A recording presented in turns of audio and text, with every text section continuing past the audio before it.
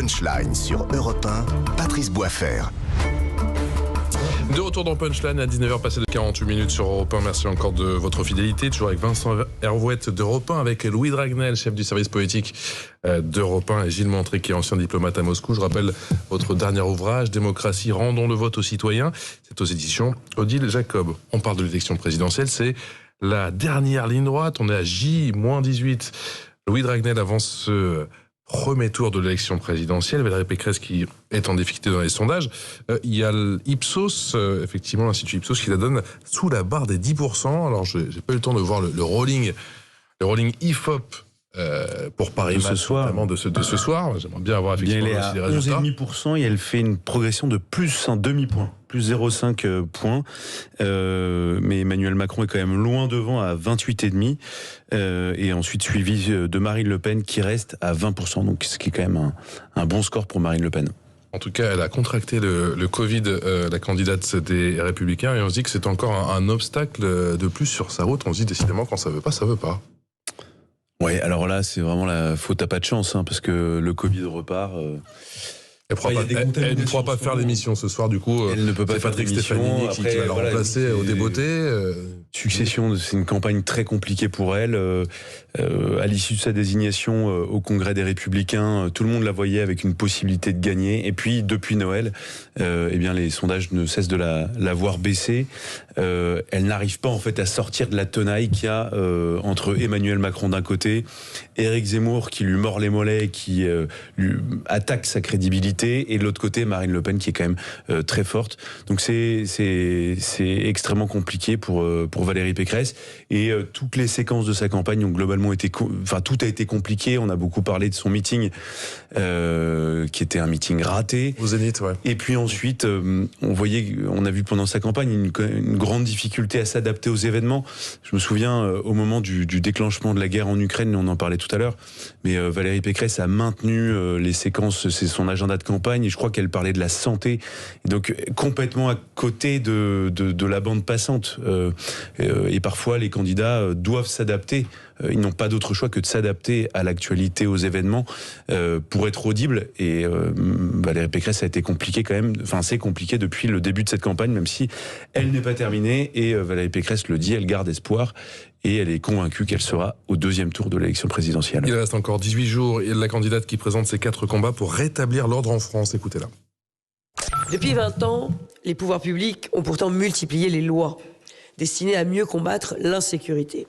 En pure perte. L'arsenal législatif, sans cesse modifié, a échoué à rétablir la paix publique. Tout se passe comme si les efforts des gouvernements successifs et du Parlement se heurtaient à un mur constitutionnel.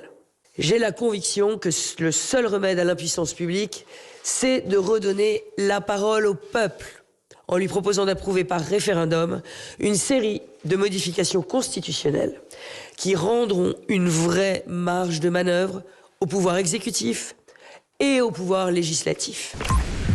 Gilles Montré, ancien diplomate à Moscou et adjoint dans le 16e arrondissement de la capitale à la mairie, c'est le genre de sortie qui peut la faire rebondir ou pas?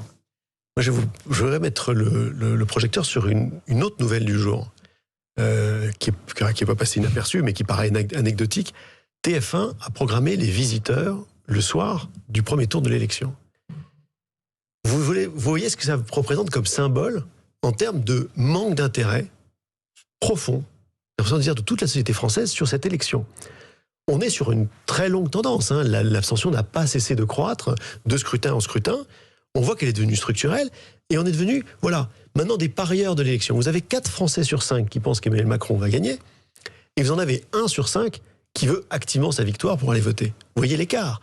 En fait, cette élection ne concerne plus, d'une part parce qu'on pense que tout est joué d'avance, mais aussi presque profondément. Je veux dire, mais l'abstention, c'est pas la faute de TF1, c'est la... Non, TF1, bien sûr, c'est absolument... C'est la conséquence. TF1 c'est la classe politique, et il tire les conséquences de cette situation, ouais. Constate cette abstention. On parle de quoi? Entre 30 et 32% d'abstention. Voilà, abstention donc ça fait plus 10 à 12 points par rapport à la... Ça fait 5 ans, ça n'a pas été terrible. Il y a 5 ans. En fait, l'idée d'élire un président ou une présidente pour 5 ans, et ensuite de ne plus retourner aux urnes avant l'élection d'après, alors qu'il va se passer tout autre chose, la crise sanitaire, les attentats terroristes, la crise financière, et qu'il y a plein de sujets qui pourraient être traités, voilà, c'est un point important.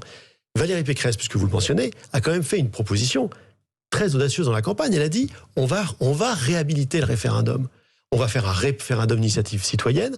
Je vais m'engager, dit-elle, je m'engage à consulter les Français sur les grandes orientations. D'autres candidats ont fait des propositions dans ce sens-là. Je pense que s'il n'y a pas une réflexion collective sur comment on fait vivre la démocratie dans le prochain quinquennat, on va avoir de très mauvaises surprises en septembre prochain. Vincent Arouette, d'Europe 1. Non, mais c'est vrai que c'est une tendance lourde à savoir qu'il y a une forme désormais de suffrage censitaire. Ce sont les inclus fonctionnaires, retraités qui participent aux élections. Une partie des classes moyennes a fait défection.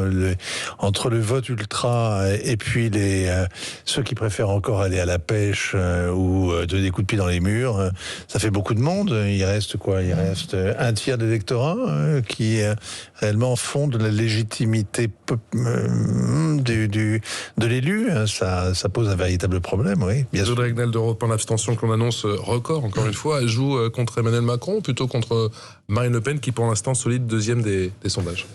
Alors la réponse classique, c'est de dire que ça profite plutôt à Emmanuel Macron et ça suit la logique de ce que vient de dire Vincent Arouette, c'est-à-dire que l'électorat inclus, urbain, qui paye ses impôts, qui gagne bien sa vie, est plutôt tenté d'aller voter, là où l'électorat populaire s'éloigne des urnes. Mais c'est pas forcément, ce sera pas forcément le cas. Moi, je suis pas certain que l'abstention soit le premier parti de France comme le vainqueur de la prochaine élection. On verra. En réalité, on n'en sait rien. Oui, aux dernières élections intermédiaires, il y a eu une très forte abstention, mais moi, je sais pas pourquoi je persiste à croire que l'élection présidentielle reste quand même, malgré tout, un moment où les gens ont envie quand même de s'exprimer. Donc je fais le pari que l'abstention ne sera pas si forte. Je sais qu'elle sera élevée, mais je pense pas qu'il y aura 32-33% d'abstention. Enfin, ça me paraît énorme, ça me désespérerait de savoir qu'il y a autant d'abstention. Ça me désespérait à la fois par rapport au choix. Faut vous préparer mentalement, cher ami. Faut vous préparer. Et en même temps, ça me désespère parce que ça dit beaucoup de choses, de la déception des Français, de la classe politique de manière générale. Et je termine simplement par une chose qui me frappe dans les intentions de vote là au premier tour, c'est que pour le coup, c'est une première. Plus de 51% des Français qui sont tentés par des votes ultra extrêmes. Ça va être Jean-Luc Mélenchon en passant par Marine Le Pen et Éric Zemmour. Et le vote, entre guillemets, modéré, et ça fait longtemps que ça n'a pas été le cas, mais est minoritaire, en fait. J'y montrais, c'est plié ou pas? Non, mais de toute façon, rien n'est évidemment plié jusqu'au dernier jour. Non, pas du tout, parce que bien sûr, c'est comme disait Louis Dragnel, à la fin, il y a quand même un rendez-vous citoyen qui est exceptionnel et qui, on espère, va pouvoir toucher les citoyens. Mais quand Louis Dragnel dit, voilà, je suis désespéré, je crois qu'effectivement, il y a maintenant une très grande majorité de Français qui sont désespérés par rapport à l'exercice démocratique. Et voilà, ça joue aussi sur cette dictature de sondage où on se dit en fait tout est joué d'avance quand on disait qu'on devient un peu des parieurs de l'élection.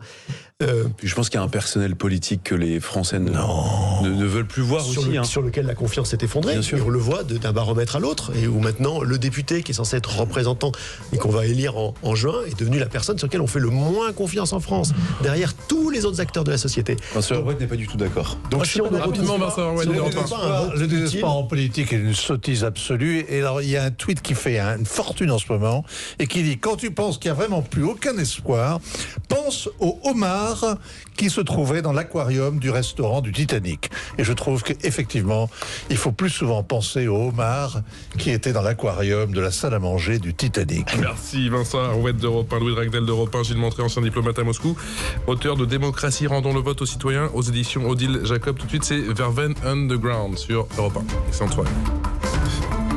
Patrice Boisfer sur Europe 1.